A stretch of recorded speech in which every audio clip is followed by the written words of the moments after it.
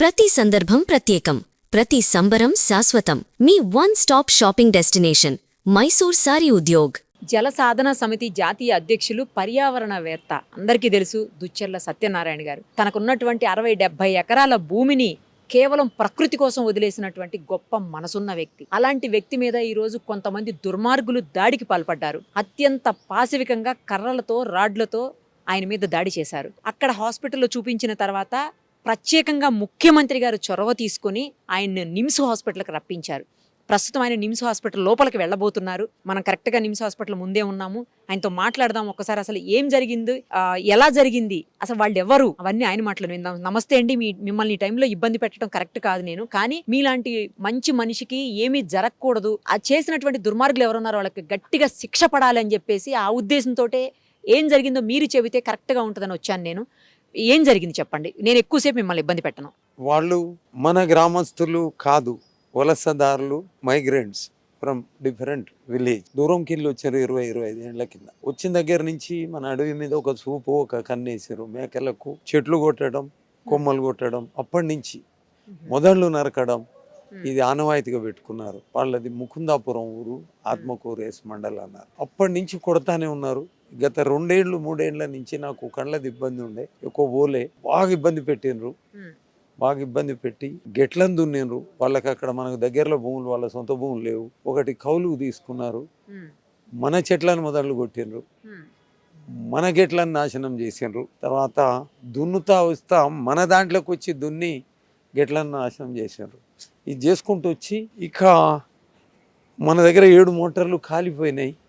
ఎండాకాలం ఇబ్బంది ఉంది జీవరాశులకు, పక్షులకు, సకల జీవరాశులకు. వాటికి అక్కడ స్వయంభూ లింగాకారాలు 8 ఉన్నాయి. ఒక ఆయన మీద మాత్రం ఆగకుండా నీళ్లు అనించి వాటర్ పడుతుంది. ఆ మోటార్ వేపేయడానికి 7 మోటార్లు కాలిపోతే 2 రిపేర్ చేసి తీసుకుపోదామని జీప్లో తీసుకుపోయినాం. ఆడ దిగినాం.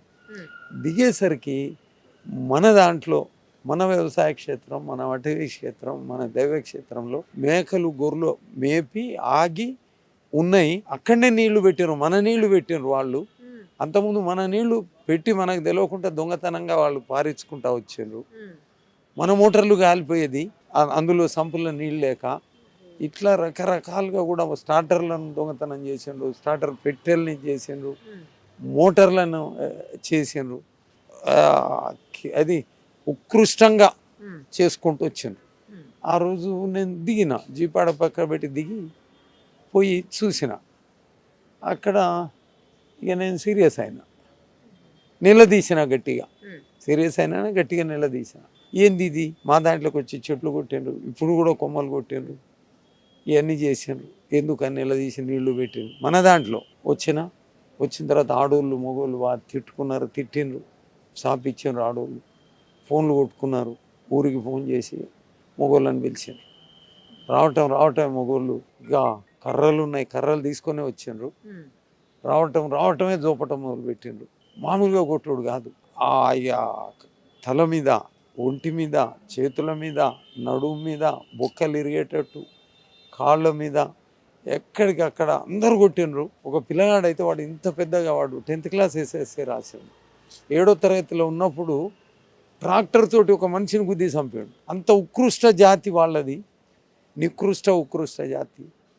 అతి ఎక్కువ ఈ రకంగా చేసుకుంటూ వచ్చారు. అదే ఒక అతను నల్ల పైప్ లైన్ వేసి వాళ్ళ భూమి ఇస్తే వేసుకోవటానికి పర్మిషన్ ఇస్తే అది నీళ్లు గారుతున్నాయని చెప్తే గొడ్డలతోటి నరికిండ్రు. అందులో ఒకడు ఏది వాళ్ళ దాంట్లోకి పోయి మన దాంట్లోకి వచ్చి ఎత్తుకొట్టిండ్రు. వ్యవసాయ క్షేత్రం మనది, అటవీ క్షేత్రం మనది, దైవ క్షేత్రం మనది, ట్రెస్పాసింగ్ మన దాంట్లో, ఎంక్రోచ్మెంట్ మన దాంట్లో, తర్వాత చెట్లను కొట్టడం మన దాంట్లో.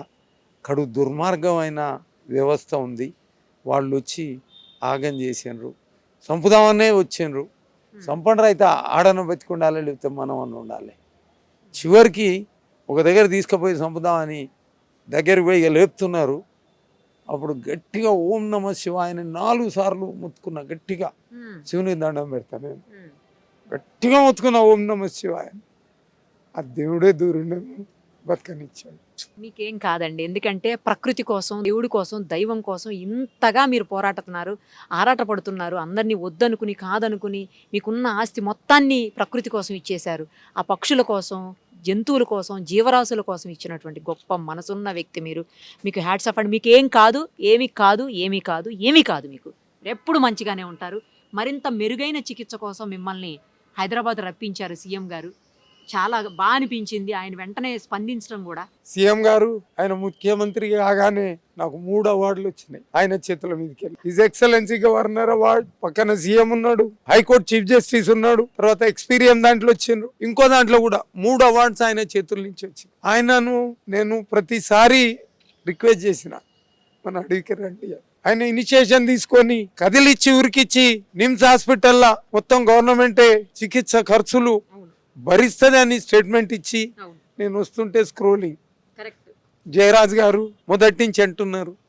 ఆయన ఎప్పుడో నాకు ఇదైన ప్రకృతి దేవత బహుమతి మా ఇద్దరి కలయిక. మీరు ఏడవద్దు ప్లీజ్, మీరు దయచేసి ఏడవకండి. మీరు ఏడిస్తే ప్రకృతి వనదేవత ఏడ్చినట్టే ఉంది. ఏడవకండి ప్లీజ్, ఏడవకండి. మీకేం కాదు. ఖచ్చితంగా నిందితులకి శిక్ష పడే తీరుతుంది, శిక్ష పడే తీరుతుంది. ఆ దేవుడు ఉన్నాడు, సేమ్ టైం న్యాయ వ్యవస్థ ఉంది, ప్రభుత్వం ముఖ్యంగా సీఎం గారు మీకు సపోర్ట్ ఉన్నారు. 100% మీకు న్యాయం జరిగే తీరుతుంది. మేమందరం కూడా మీతోటే ఉంటాం. జాగ్రత్త, హెల్త్, తొందరగా మీరు కోలుకోవాలి, మళ్ళీ మామూలు మనిషిగా రావాలని మనస్ఫూర్తిగా కోరుకుంటూ మిమ్మల్ని ఇబ్బంది పెడితే క్షమించండి. ఆ ఇన్సిడెంట్ జరిగినప్పుడు మీరు కూడా సత్యనారాయణ గారు పక్కనే ఉన్నారు. జనరల్గా ఆయన పక్కన ఎవరో ఒకళ్ళు ఉంటారు. ఈ రోజు ఎంతమంది ఉన్నారు? మీరు ఉన్నట్టున్నారు. అసలు ఏం జరిగింది? నేను సార్ నల్గొండ నుంచి వెళ్ళినాం మేడం, మోటార్లు బాగా చేయాలని. అయితే 1:40 అరౌండ్ టైము రాఘవపురం స్టేజ్ దగ్గర గౌస్ షాపు, అక్కడ మోటార్లు రిపేర్ అయ్యి వచ్చినాయి. అవి మేము జీప్లో తీసుకొని వెళ్ళినాం లోడ్ చేసి. మేము వెళ్ళేసరికి ఫారెస్ట్ ఎంటర్ అవుతున్నాగానే వాళ్ళు గొర్రెల కాపర్లు, మొత్తం గొర్రెలు, వాళ్ళ మేకలు, వాళ్ళు ఒక 4 మనుషులు, 2 లేడీస్ 2 జెంట్స్ వాళ్ళు ఉన్నారు. సారు ఏంది ఇది, వీళ్ళు మనం లేనప్పుడు కూడా ఇదే చేస్తారు, ఉన్నప్పుడు కూడా ఇట్లనే చేస్తున్నట్టుందని టక్కున అంటే జీప్లో నుంచి దిగిండు. సారేసే డ్రైవ్ చేస్తుండు. దిగి ఎందుకు మీరు ఇట్లా చేస్తారు, నేను ఎన్ని సంవత్సరాల నుంచి కావాలి ఉండాలి దీనికి, ఇది చేయడం తప్పు కదా మీరు అని సార్ అన్నాడు అండి.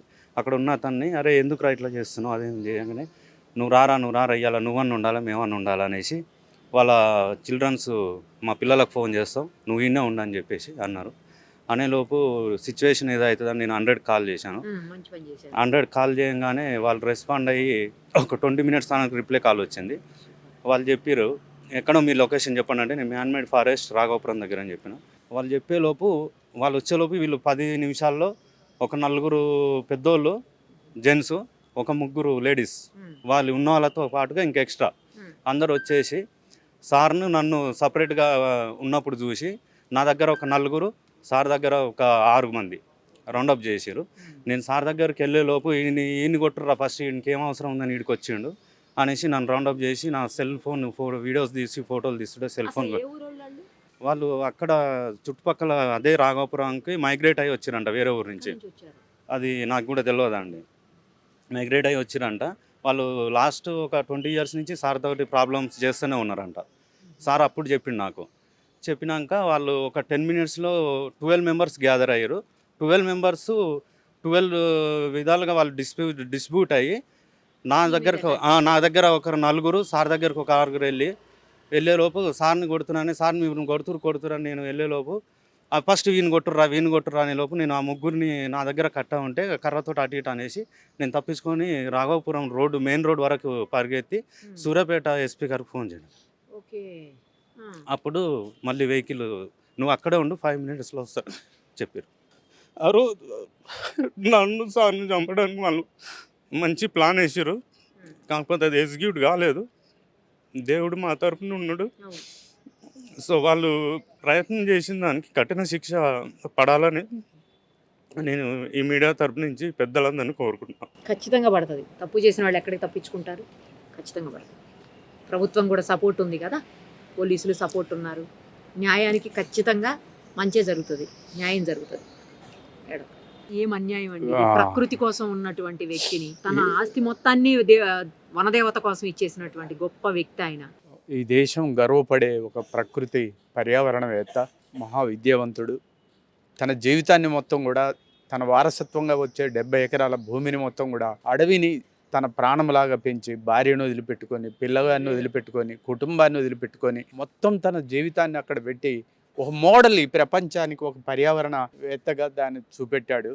అలాంటి మహానుభావుడి మీద వాళ్ళను ఆకస్మిక జరిగిన దాడి కాదు, ఇది ప్లాన్ ప్రకారం అడవిని కబ్జా చేయటం కోసం, అడవిని ఆక్రమించుకోవటం కోసం ఈయన ఒక్కరిని చంపేస్తే అడవి మొత్తం కూడా మా ఆధీనంలోకి వస్తుందనే ఉద్దేశంతో ఒక పథకం ప్రకారం ఈరోజు ఆయన్ని చంపడానికి ప్రయత్నం చేయటం అనేది జరిగింది.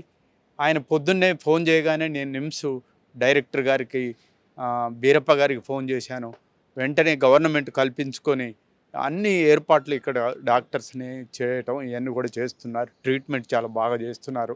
ఆయన ప్రాణాన్ని మొత్తం నిమ్స్ హాస్పిటల్ డాక్టర్లు అయితేంది, ప్రభుత్వం అయితేంది కాపాడటం అనేది జరిగింది.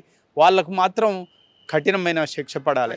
అంటే రేపు పొద్దున ఒక మొక్క మనందరం ఆక్సిజన్ తీసుకొని బతుకుతున్నాం.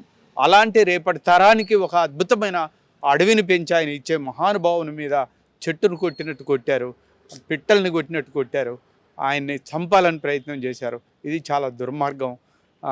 నాకు చాలా గొప్ప స్నేహితుడు ఆయన మీద జరిగిన దాడిని నేను తీవ్రంగా ఖండిస్తున్నాను. ఆయన ఒకటి అన్నాడు, నేను మంత్రుల కాడ కూడా గతంలో కూడా చెప్పాను, ఆయన తీసుకొని సీఎం కాడికి కూడా తీసుకొని వెళ్ళాలనే ఆలోచనతో మేము ఇద్దరు ఉన్నాం. ఆయన చెప్పింది గొప్ప మాట ఏంటంటే, నా ఈ 70 ఎకరాల చుట్టూ ఓ ఫెన్సింగ్ వేయాలి, గవర్నమెంట్ సర్వే చేసి ఓ ఫెన్సింగ్ వేయాలి. అట్టగే నేను ఆయన తరపున ఆయన అడగలేదు, నేను ఆయన తరపున నుంచి అడిగేది ఏంటంటే గవర్నమెంట్ని, ఆయన చెట్టు కింద ఉంటున్నా 70 ఎకరాల స్థలం అడవి పెంచి అడవిలో ఒక చెట్టు కింద ఉంటాడు నార్మల్ మనిషిలాగా. కాబట్టి ఒక ఇందిరమ్మ ఇల్లు లాగా ఒక ఇల్లు వేయాలి, దాంట్లో ఒక ఇందిరమ్మ ఇల్లు, దానికి ఫెన్సింగ్ వేస్తే భవిష్యత్ తరాలకు ఇది దుచ్చర్ల సత్యనారాయణ ఈ ప్రకృతి కోసం ఇచ్చింది అనేది ఒక మోడల్ రేపటి తరం ప్రభావితం కావడానికి ఉపయోగపడుతుంది. నేను అనుకుంటున్నాను రేవంత్ రెడ్డి గారు ఇమ్మీడియట్లీ దానికి ఫెన్సింగ్ వేయించి ఈయనకు వైద్య ఖర్చులన్నీ భరించి ఈయనను రక్షించి, అలాగే ఈయనకు ఒక ఇందిరమ్మ ఇల్లు లేకుంటే ఒక మోడల్ ఇల్లు శాంక్షన్ చేయాలనేది నేను మనస్ఫూర్తిగా రేవంత్ రెడ్డి గారిని కోరుతున్నాను. ఆయన స్పందించి ఆయన ప్రాణానికి ప్రాణం ఇచ్చి ఈ హాస్పిటల్లో అన్ని చేపియటం అనేది గొప్ప పని. ఆయనకు కృతజ్ఞతలు తెలియజేస్తున్నాను.